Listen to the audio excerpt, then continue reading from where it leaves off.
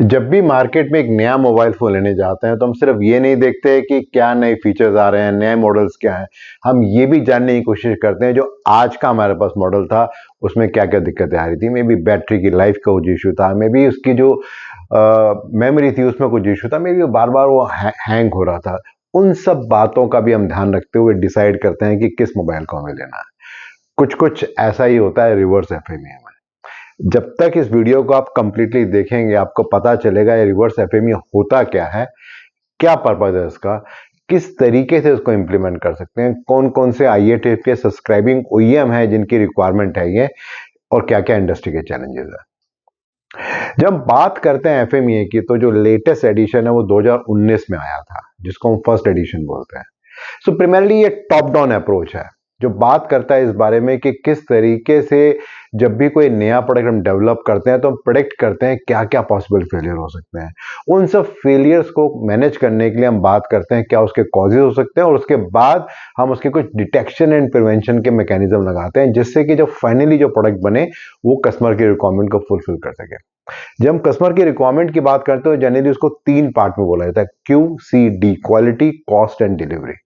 और उसके बेसिस पे हम एज्यूम करते हैं सब कुछ बढ़िया होगा और वही जो एफएमई होता है उसका जो आउटपुट आता है वो कंट्रोल प्लान में आता है, उसका आउटपुट स्टैंडर्ड ऑपरेटिंग प्रोसीजर में आता है और उसका आउटपुट हम शॉप फ्लोर में देखते हैं। अब हम बात करते हैं रिवर्स एफएमई के बारे में।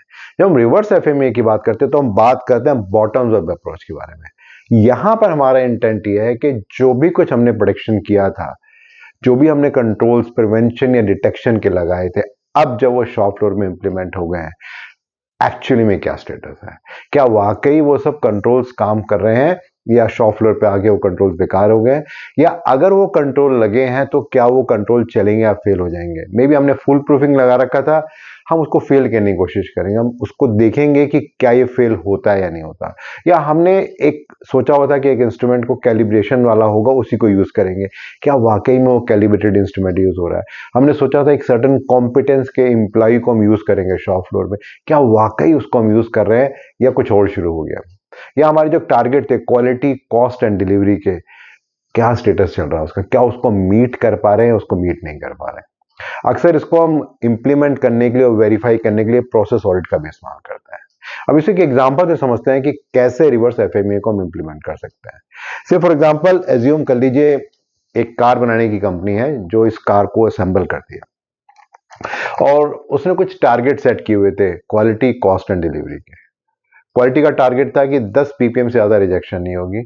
कॉस्ट का टारगेट ये था कि मान के चलिए उसकी कॉस्ट 100 है तो 100 या उससे 100 में उसकी कॉस्ट ऑफ प्रोडक्शन आनी चाहिए। एंड देन डिलीवरी का टारगेट तो हमेशा 100% होता है। अब जब उसने रेगुलर प्रोडक्शन शुरू की तो उसने रियलाइज किया कि एक्चुअली में जो क्वालिटी का टारगेट जो 10 PPM का था वो 10 की जगह पे 70 या 80 PPM आ रहा है।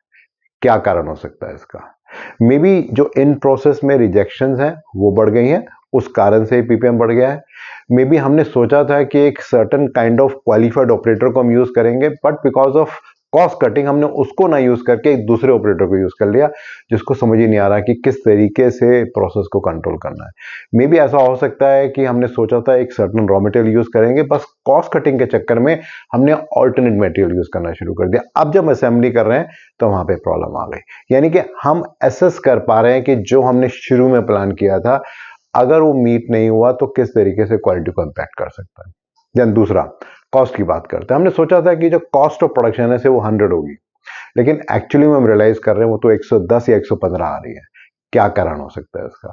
सो अगेन बात वही आती है कि हमने सोचा था कि हमारी जो मशीन की स्पीड होगी, जो प्रोडक्शन की आउटपुट होगी वो एक सर्टन आउटपुट होगी, बट एक्चुअली में प्रोडक्शन की आउटपुट तो स्पीड से निकल ही नहीं, वो कहीं ना कहीं 80 या 90% भी चल रही है। यानी कि हमारे यहाँ पे जो वेरिएशन आ रहा है ओवरऑल आउटपुट का, प्रोडक्टिविटी जो नहीं मिल रही, उस कारण से हमारी कॉस्ट बढ़ गई है। मे भी हो सकता है कि हमने सोचा था कि एक सर्टन रॉ मटेरियल हम यूज करेंगे, वो रॉ मटेरियल मार्केट में अवेलेबल नहीं था तो हमने उससे बेटर रॉ मटेरियल क्वालिटी का यूज करना शुरू कर दिया। क्वालिटी तो अच्छी थी लेकिन कॉस्ट बढ़ गई और कस्टमर से हमने कभी भी वो कॉस्ट इंक्रीज मांगा ही नहीं, तो उस कारण से हमारी कॉस्ट ऑफ प्रोडक्शन बढ़ गई।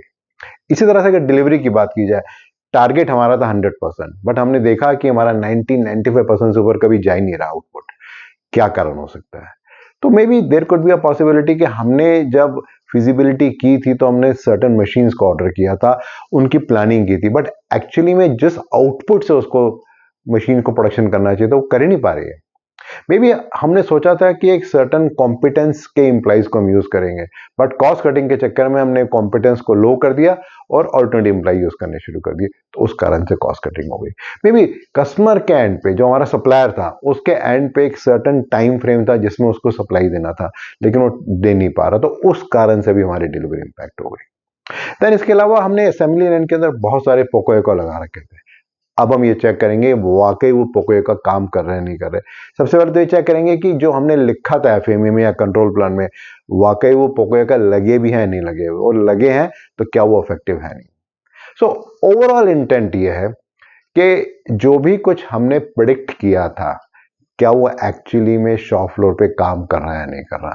अगर वो काम कर रहा है, इसका मतलब वो जो एफएमई हमने किया था इफेक्टिव है। अगर वो नहीं कर रहा तो जो भी कंपनी किया था वो मीनिंगफुल नहीं रहा, और यही काम है रिवर्स एफएमई का। और एक बार जब हम ये कर लेते हैं, उसके बेसिस पे फिर हमने प्रोसेस को देखते हैं, अपने कंट्रोल्स को देखते हैं और उसको इंप्रूव करते हैं और देखते हैं कि किस तरीके से उसमें बेटर कंट्रोल लगा सकें। एक जो सबसे इंपॉर्टेंट बेनिफिट इससे होता है वो तो एक होता है कि जो एफएमई जिसको हम अक्सर बोलते हैं कि लाइव डॉक्यूमेंट है, वो एक्चुअली में ट्रूली लाइव डॉक्यूमेंट रहता है। देन बहुत सारी ऐसी प्रॉब्लम्स हैं जो फ्यूचर में आने वाली होती हैं, उसको आने से पहले ही हम उसको बिल्कुल शुरू के कुछ समय में कंट्रोल कर लेते हैं। देन इसके अलावा कहीं ना कहीं इससे कस्टमर का कॉन्फिडेंस भी बढ़ता है, क्योंकि कस्टमर को लगता है कि भाई कुछ फेलियर्स थे जो आने शुरू हुए थे बट इमीडिएटली रुक गए, या उनको ऐसा लगा था कि किसी और सप्लायर से तो रेगुलर वो सब प्रॉब्लम्स आ रही है, बट इस पर्टिकुलर सप्लायर से कोई प्रॉब्लम नहीं आ रही, क्योंकि यहां पर रिवर्स एफएमई को बहुत इफेक्टिवली लगाया गया था। बहुत सारे कस्टमर्स हैं जिन्होंने रिवर्स एफएमई की रिक्वायरमेंट को बहुत स्पेसिफिकली डिफाइन किया उनके कस्टमर स्पेसिफिक रिक्वायरमेंट में। मैं रेफरेंस देना चाहूंगा यहाँ पे 4 IATF OEMs का, जो सबसे डिटेल में अगर मैं बात करूं, जो बात की है वो फोर्ड ने की है। फोर्ड बहुत स्पेसिफिकली बात करता है कि किस तरीके से रिवर्स एफएमई को इंप्लीमेंट करना है, ये उसके CSR में लिखा है। अगर आप जनरल मोटर्स के कंट्रोल जो मैनुअल है उसमें देखेंगे, जो कंटिन्यूअल इंप्रूवमेंट है, वहां पे कंटिन्यूअल इंप्रूवमेंट की एक जो एक्टिविटी लिखी है वो रिवर्स एफएमई स्पेसिफिक की गई है। देन इसी तरह से अगर आप रेनो का CSR देखेंगे या स्टेलेंटिस का CSR देखेंगे, वहां पर भी डिफाइन किया हुआ है with respect to reverse FME. अब अगर बात करें कुछ इंडस्ट्री के चैलेंजेस के बारे में, तो जो सबसे बड़ा चैलेंज है वो तो है कि कितनी ऑर्गेनाइजेशंस को पता है कि किस कस्टमर के CSR में डिफाइन किया हुआ है कि रिवर्स एफएमई इंप्लीमेंट करना है। एंड देन सेकेंडली, अगर हमें पता भी है तो कितनी कंपनी ऐसी हैं जो एक्चुअली में रिवर्स एफएमई को समझती हैं और उसे इंप्लीमेंट करती हैं। तो अगर मैं समरी करूं, मैंने बात की थी सबसे पहले एफएमई के बारे में, जो टॉप डाउन अप्रोच है, जहां हम प्रिडिक्ट करते हैं कि क्या क्या पॉसिबल फेलियर हो सकता है और उसके बेसिस पे हम कुछ डिटेक्शन एंड प्रिवेंशन लगाते हैं। देन हमने बात की थी रिवर्स एफएमई के बारे में, ये बॉटम अप्रोच है। यहां पर हम जानबूझ के फेलियर क्रिएट करते हैं और देखने की कोशिश करते हैं क्या एक्चुअली में हमारे कंट्रोल्स इफेक्टिव हैं, या जो हमारे टारगेट्स डिफाइन थे क्वालिटी, कॉस्ट एंड डिलीवरी के, उसके अगेंस्ट में आज के टाइम में क्या चल रहा है, और वो हमें रिफ्लेक्शन देता है कि जो हमारे कंट्रोल्स थे वो कितने इफेक्टिव थे या कितने इफेक्टिव नहीं थे।